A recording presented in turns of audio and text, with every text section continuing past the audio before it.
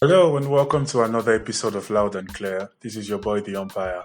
So if you haven't seen the last video I made, I was talking about the yes man. I will put the link to that video at the end of this very video so you can watch it after this one. Today I want to talk about the naysayer. The naysayer is basically the yes man on the other end of the spectrum. According to my dictionary here, it says the naysayer is a pessimist, a disparager, a person who constantly disagrees or otherwise expresses a negative opinion about a given subject. It also says a naysayer could be an opposition. This is very important to keep in mind. Now, the naysayer comes in two forms. The naysayer might come as a friend, disguised as someone who cares about your safety, your well-being, telling you, no, don't do this, don't do that, because you're putting yourself at risk. You might embarrass yourself, or because of your health, you shouldn't go into this and that and the other. They are trying to give reasons as to why you shouldn't even try. Now, please keep in mind that the naysayer is just like the yes man. He cannot do much on his own, so his own strategy is to discourage other people from doing much so that he doesn't feel alone in his failures. He doesn't want you to succeed, so you don't just up and leave him hanging high and dry. We all have fears. We all have doubts in our minds. Whenever we want to embark on something, there is always this voice telling you, what if you do not succeed and this and that? And the naysayer is there to amplify that voice because he has already accepted his defeat even before trying. So he's trying to get you to do the same, which is why I said you should keep in mind that the naysayer is also an opposition. He's not your friend. The other second type of a naysayer is the one you might like to call a hater. He doesn't have the courage to try anything new. He doesn't have the courage to do anything.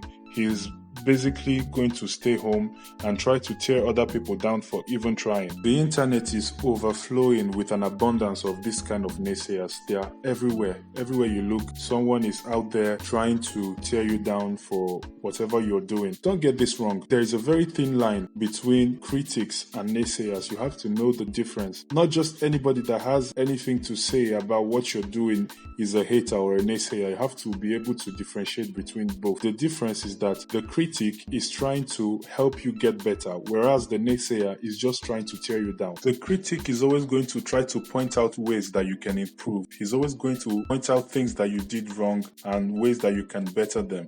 Whereas the naysayer doesn't see anything good about what you're doing. He thinks you should just quit because you remind him of his own failures and he can't stand seeing anybody else do the things that he couldn't do. Now, our mental capacities are not the same. And one thing I believe is that everything we see, everything we hear, everything that we experience, it influences us in one way or the other. So for you not to be influenced negatively by the antics of the naysayer, the best thing you can do for yourself is if you identify anybody around you that has the characteristics of a naysayer, what you need to do is you need to separate yourself from such people because they are detrimental to your well-being. Not everybody has the mental capacity to deal with such negativity. So that is why I say the best thing you can do for yourself is to shield yourself from such energy, because you do not want a situation whereby your self-esteem takes a huge blow and even the simplest of tasks begin to look like mission impossible to you. Do not spend any amount of energy trying to win over the naysayer to get him to see reasons why what you are about to embark on is possible or what you are currently doing is a good idea. Just stay away. That's the best thing you can do for yourself. Not everybody has the courage to even stand up and dare to do something that they are not comfortable with. Remember, life is full of risks, and daring to succeed is success itself. This is your boy, the umpire. Make sure you subscribe, share this video with your friends. See you in the next one. Ciao.